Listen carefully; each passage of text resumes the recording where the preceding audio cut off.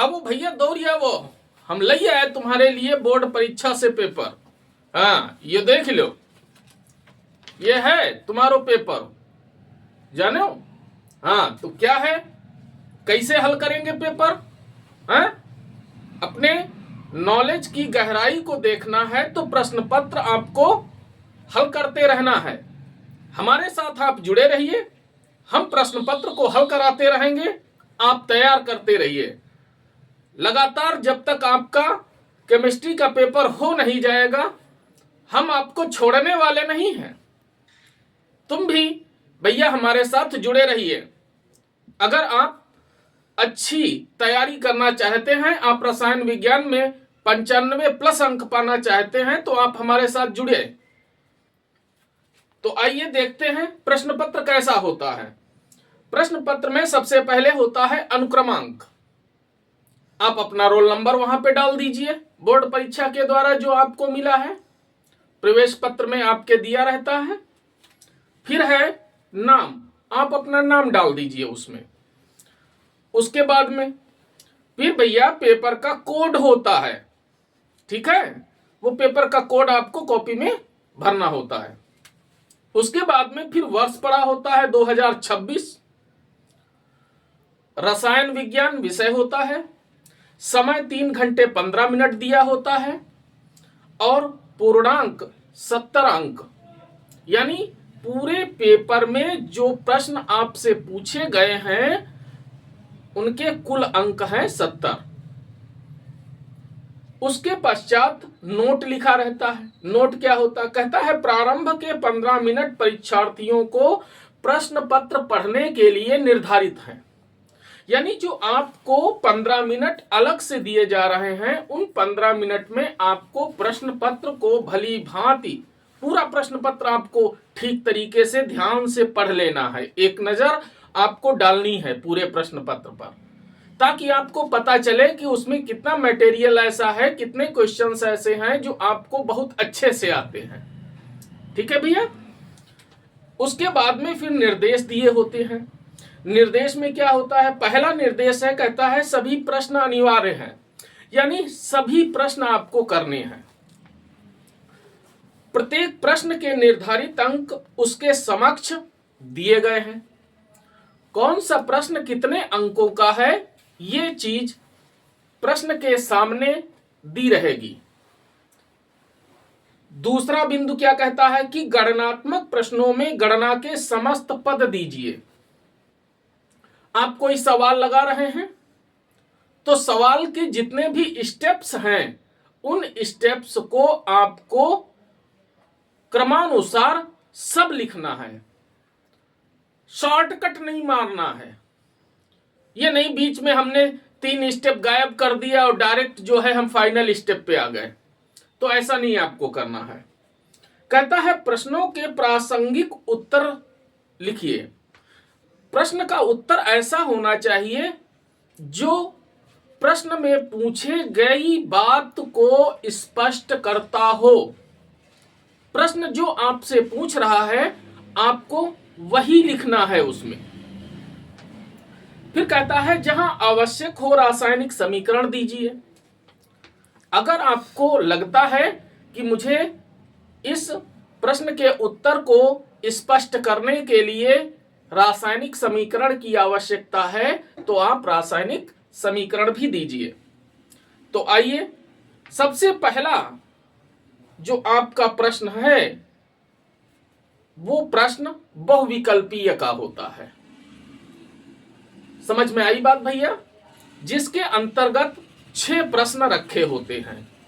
सभी प्रश्न 1-1 नंबर के होते हैं। हर एक प्रश्न में 4 विकल्प होते हैं। 4 में से एक सही विकल्प होता है। उस सही विकल्प को आपको अपनी उत्तर पुस्तिका में लिखना होता है। आप चाहें तो प्रश्न उतार कर आप उसका उत्तर लिख सकते हैं। आप चाहें तो केवल आप सही विकल्प लिख सकते हैं। कोई समस्या वाली बात नहीं है। ठीक है भैया? हाँ तो आओ भैया हल करें पेपर। हाँ तो देखिए भाई, पेपर में जो पहला प्रश्न है वो क्या है, कहता है कि निम्नलिखित में किसका परासरण दाब सबसे कम होता है।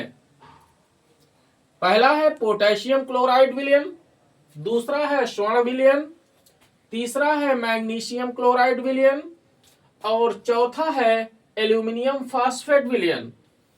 तो भैया आपको पता होना चाहिए यहां पर कौन सा विकल्प सही है और क्यों है। मैं ये भी आपको स्पष्ट कराऊंगा कि अगर ये विकल्प सही है तो क्यों सही है, अन्य क्यों गलत हैं। तो आपको पता होना चाहिए कि जो परासरण दाब है ये विलयन का अणुसंख्य गुणधर्म है। समझ में आई बात। जो अणुसंख्य गुण होते हैं वो विलयन में उपस्थित कणों की संख्या पर निर्भर करते हैं।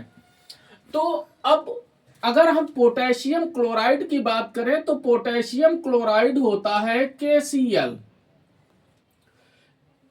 विलयन के रूप में है तो इसमें दो कण होंगे, एक ये आपका पोटेशियम आयन होगा और दूसरा क्लोराइड आयन होगा।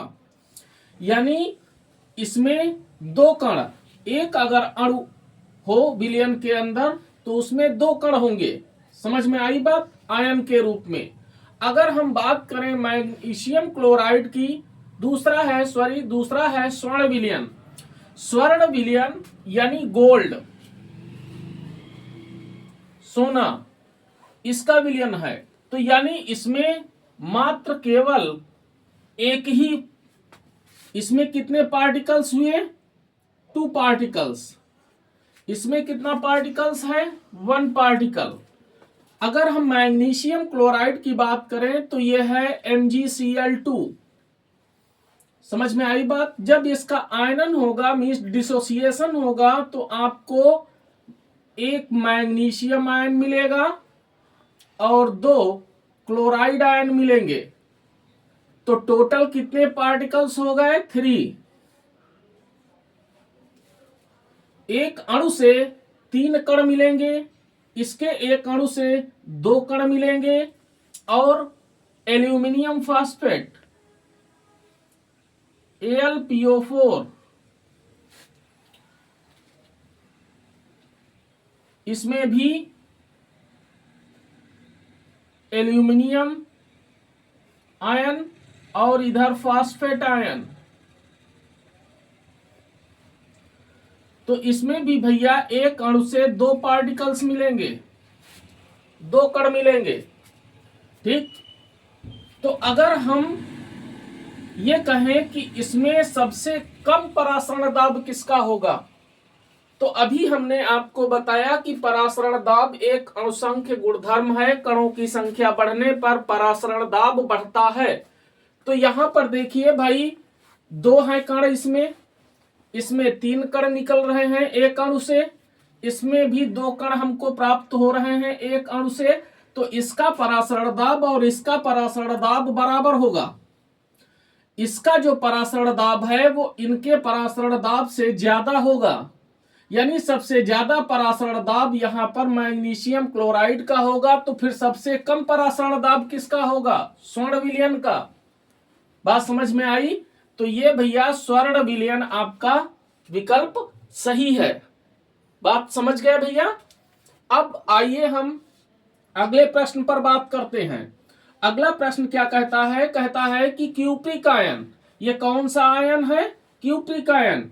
कॉपर 2 प्रकार के आयन बनाता है, एक वह जिस पर प्लस का 2 चार्ज होता है, एक वह जिसके ऊपर प्लस का 1 चार्ज होता है। तो जो +2 वाला है इसे क्यूप्रिक पढ़ा जाता है और जो +1 वाला है इसे क्यूप्रस पढ़ा जाता है। तो यहां पर है ये क्यूप्रिक आयन। समझ में आई बात। +2 का मतलब क्या होता है, +2 का मतलब होता है कि इसने 2 इलेक्ट्रॉन किसी को दे रखे हैं। यानी इसके पास परमाणु अवस्था में जितने इलेक्ट्रॉन थे उसमें से 2 कम हैं। इलेक्ट्रॉन परमाणु अवस्था में थे इसके पास कितने, जितना इसका परमाणु क्रमांक है उतने ही इसके पास परमाणु अवस्था में इलेक्ट्रॉन थे। यानी ये इस अवस्था में इलेक्ट्रॉन रखता है, इलेक्ट्रॉन थे इसके पास 29। लेकिन जब ये क्यूप्रिक आयन के रूप में आया तो इसके पास इलेक्ट्रॉन रह गए 27। बात समझ में आई। अब बेटा अगर हम इसका इलेक्ट्रॉनिक कॉन्फ़िगरेशन करें यानी इलेक्ट्रॉनिक विन्यास करें तो क्या होगा, 1s2 2s2 2p6 3s2 3p6 3d9 ये होगा। अब तुम सोच रहे होगे कि सर ये कैसे होगा, तो पहले आप परमाणु अवस्था वाले पे जाइए, इसके इलेक्ट्रॉनिक विन्यास पे। इसका इलेक्ट्रॉनिक विन्यास क्या होता है, 1s2 2s2 2p6 3s2 3p6 3d10 4s1 ये होता है इसका इलेक्ट्रॉनिक विन्यास। बात भैया समझ गए। आप चाहें तो 4s1 को पहले और 3d10 को बाद में भी लिख सकते हैं, ठीक है। वो एनर्जी ऊर्जा का बढ़ता हुआ क्रम लिया जाता है, तो आप वो भी रख सकते हैं, ये भी लिख सकते हैं, कोई गलत नहीं है, दोनों ही सही है। अब 29 था तो और 2 इसने दे दिए, तो 2 कौन कौन से कम हो जाएंगे। एक तो आपका ये वाला इलेक्ट्रॉन जो 4s में था वो कम हो जाएगा, एक इलेक्ट्रॉन आपका 3d से निकल जाएगा, तो 3d में कितने बचेंगे, 9। अच्छा, अब ये अयुग्मित इलेक्ट्रॉन पूछ रहा है, तो अयुग्मित इलेक्ट्रॉन इसमें अगर जब 10 होते हैं तो ये पूरी तरह से युग्मित होता है, इसमें सभी इलेक्ट्रॉन युग्मित होते हैं। देखिए समझिए, d में 5 ऑर्बिटल होते हैं, आपको इसमें 9 इलेक्ट्रॉन भरने हैं, तो सबसे पहले सभी में एक एक इलेक्ट्रॉन जाता है, ठीक है भैया। तो ये हो गए 5 इलेक्ट्रॉन, फिर छठा इसमें जाएगा, 7वां 8वां और 9वां। तो आप देखिए कि ये तो सब युग्मित हैं, लेकिन केवल एक इलेक्ट्रॉन ऐसा है जो अयुग्मित है, तो इसमें अयुग्मित इलेक्ट्रॉनों की संख्या कितनी होगी, 1। बात भैया समझ में आई। तो एक इलेक्ट्रॉन इसमें अयुग्मित होगा।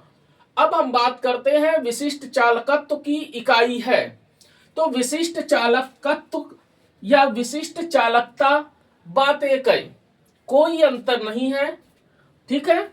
तो विशिष्ट चालकत्व को किस अक्षर से हम प्रकट करते हैं, समझे भैया, किससे, कप्पा से। कुछ लोग ऐसे कप्पा बना देते हैं, कुछ ऐसे बनाते हैं, एक ही बात है, जैसे भी आप बनाते हो, ठीक है। तो कप्पा बराबर क्या होता है, बताओ भैया, कप्पा बराबर सूत्र क्या होता है, 1/r गुणा L/A। बात समझ गए। 1/r, r क्या है, प्रतिरोध है, r क्या है, प्रतिरोध है, समझ में आई बात, ठीक है। अच्छा, a का मात्रक क्या होगा, इसका हो गया सेंटीमीटर स्क्वायर, तो हम अगर मात्रकों पे बात करें तो क्या होगा, 1/ओम गुणा L, ये भी दूरी है, ये एरिया है, तो ये इसका हो गया सेंटीमीटर बटा इसका हो गया सेंटीमीटर स्क्वायर। स्क्वायर का मतलब सेंटीमीटर गुणा सेंटीमीटर, ये भैया कैंसिल हो जाएगा, ठीक है। तो अब जब ये ऊपर जाएगा तो इसकी पावर माइनस में हो जाएगी, तो क्या हो जाएगा, प्रति ओम, क्या पढ़ेंगे इसको, प्रति ओम प्रति सेंटीमीटर। तो देखिए इसमें कौन सा इसमें है, कौन सा विकल्प है, तीसरा विकल्प, प्रति सेंटीमीटर प्रति ओम। तो ये तीसरा विकल्प आपका सही है।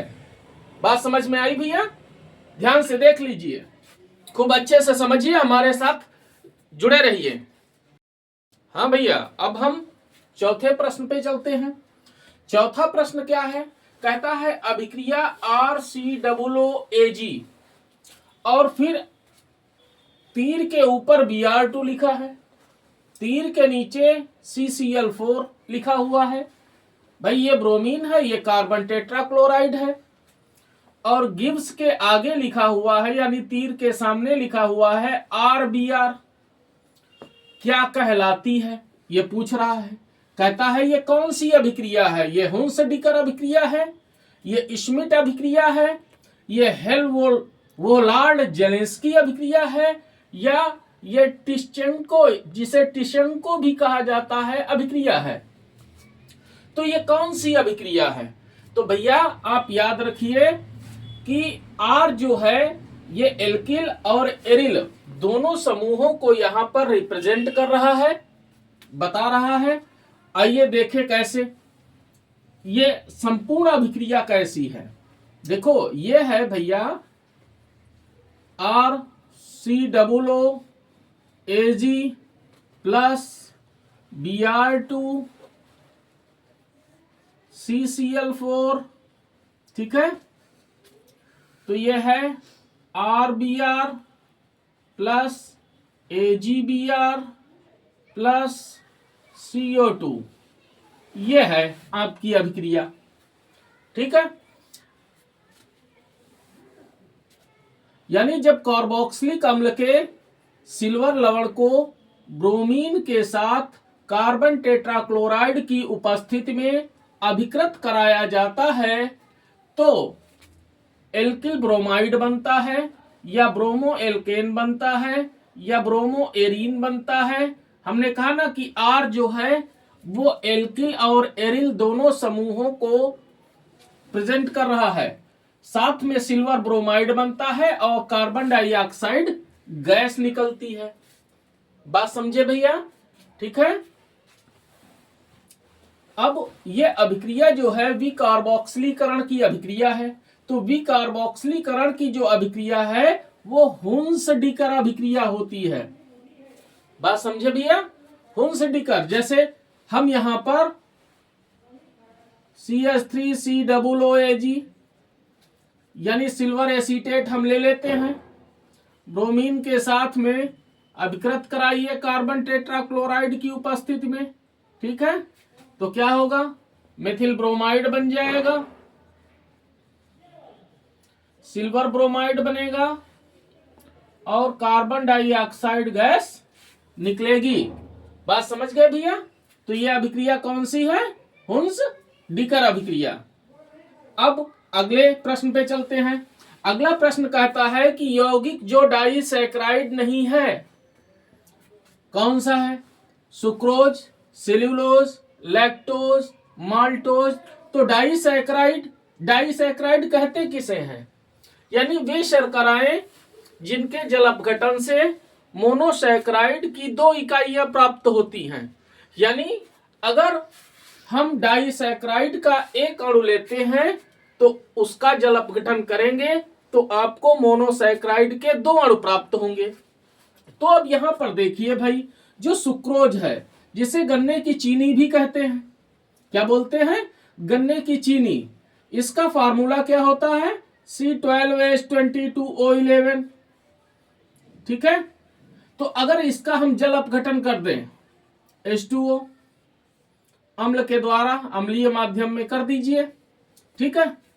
तो क्या होगा, C6H12O6 प्लस C6H12O6, यानी इसमें एक अणु ग्लूकोज का बनेगा, दूसरा अणु फ्रक्टोज का बनेगा और दोनों ही मोनोसैकराइड हैं, ठीक है। तो अब इसके एक अणु के जल अपघटन से मोनोसैकराइड के 2 अणु बन रहे हैं, इसका मतलब जो है ये डाइसैकराइड है। अब वो क्या कह रहा, कहता है जो डाइसैकराइड नहीं है आपको उसे सही चुनना है। बात समझिए। तो दूसरा है सेल्यूलोज। सेल्यूलोज ये पेड़ पौधों में पाया जाता है, जो पेड़ पौधों की कोशाभित्ति होती है वो सेल्यूलोज की ही बनी होती है। और ये जो सेल्यूलोज है ये एक पॉलीसैकराइड है। भाई सेल्यूलोज का जो फार्मूला होता है वो क्या होता है भैया, C6H10O5 का होल एन, ये होता है। बात समझ गए हैं। तो ये पॉलीसैकराइड है, तो ये हो गया डाइसैकराइड, ये हो गया पॉलीसैकराइड। लैक्टोज है, माल्टोज है, इनके भी अणुसूत्र यही होते हैं दोनों के।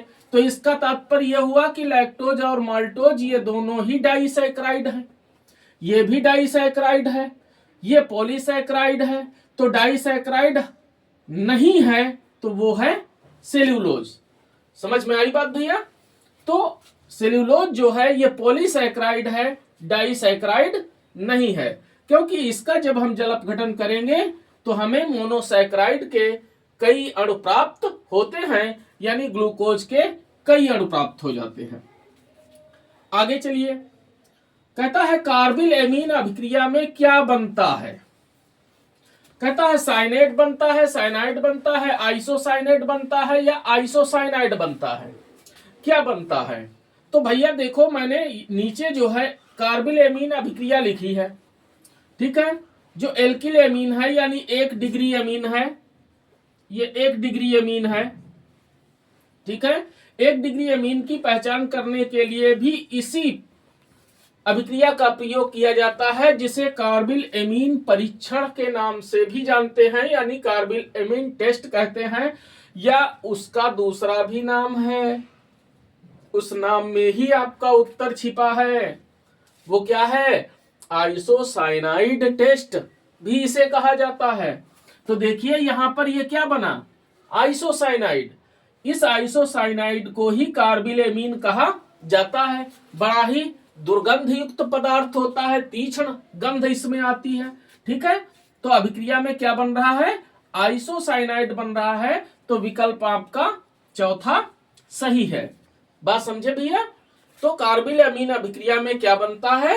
साइनेट नहीं बनता है, साइनाइड नहीं बनता है, आइसोसाइनेट नहीं बनता है, तो बनता क्या है? आइसोसाइनाइड बनता है। बात समझ गए?